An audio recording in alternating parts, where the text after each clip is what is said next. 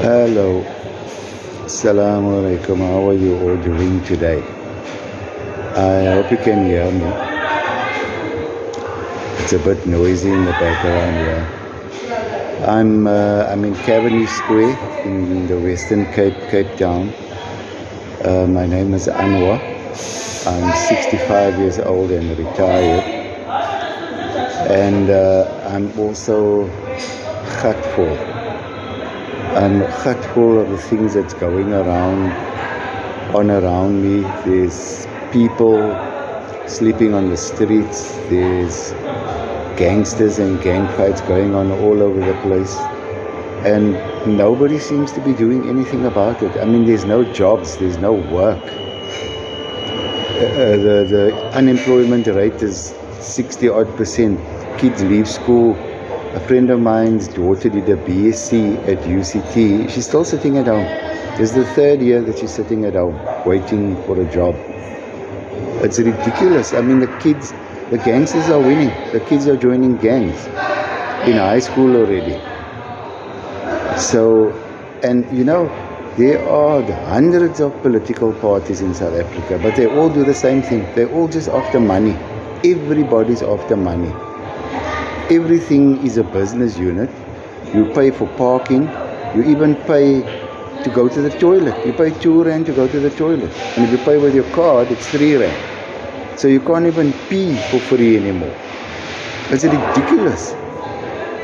And now there's a war there between Iran and America and Israel. And so now the oil price is sky high. You can't even get 4 liters of petrol for 100 rand. When is it going to stop? It's going up even more now because they're still fighting. They've been bombing every night for the last 9 nights now. Today is Saturday, the 25th of July.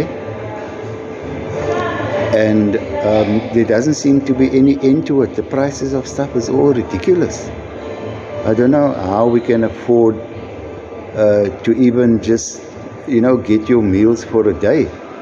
And there are so many people out there who are starving. I know because I'm a retired school teacher. The last 23 years of my life I spent teaching. 2023 was the last year that I taught.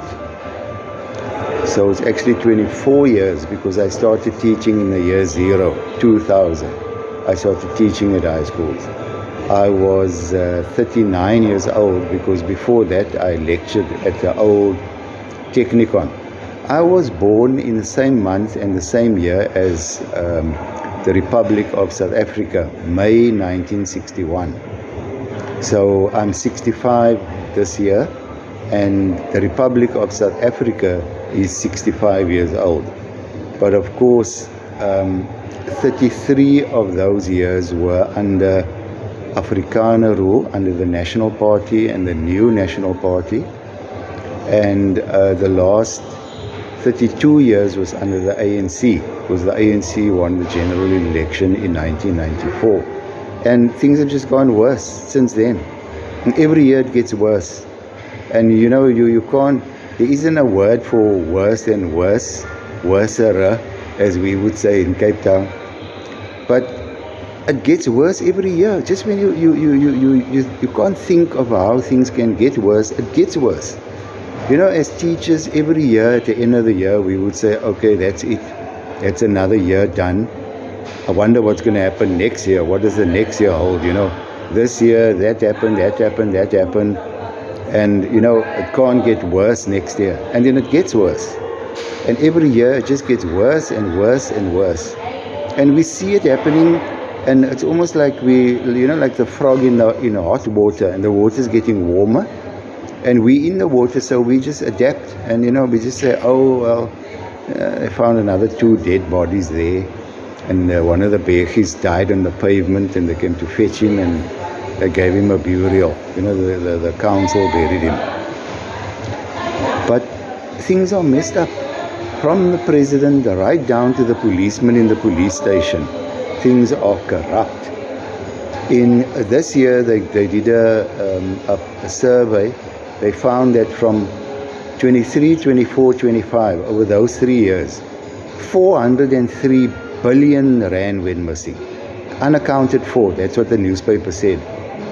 Now I can remember shortly after 94, when the ANC took over, roughly 300 million rand went missing every year, consistently. It's like almost as if they consistently stole a fixed amount.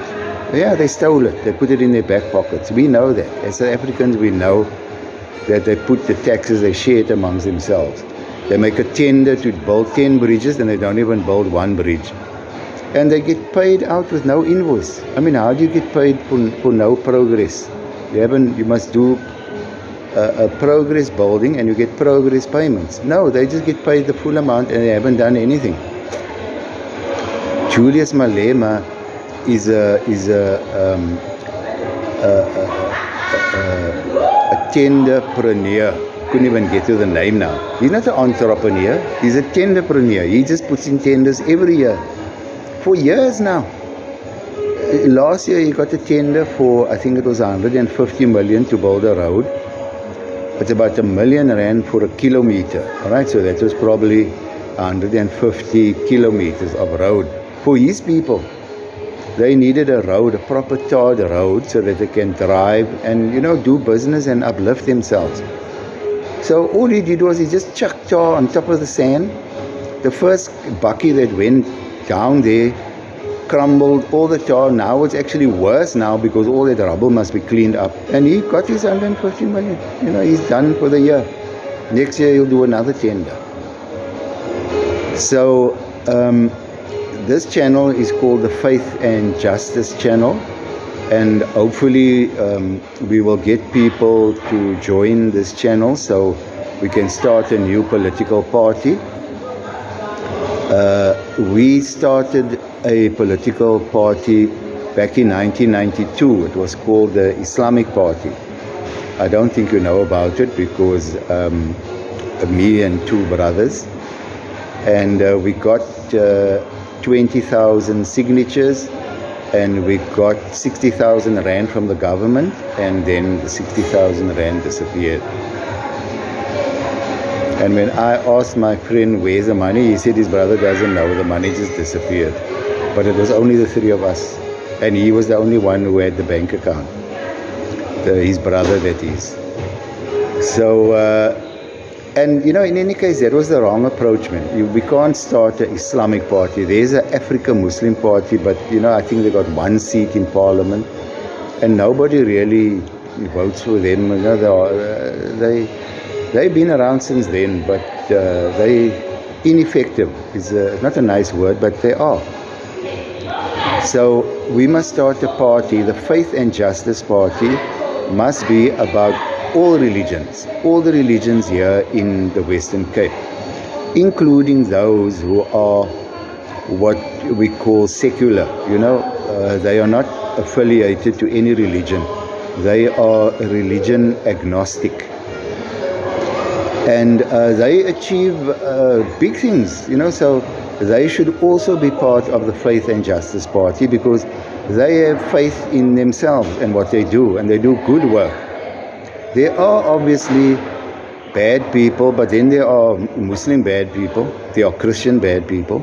So religion has actually got nothing to do with being bad. The Faith and Justice Party must be all-inclusive of people who have faith in the Western Cape and the people of the Western Cape, and people who have a sense of justice, because there is no justice, nothing. We don't have justice. People don't seem to understand. They just do what they want to.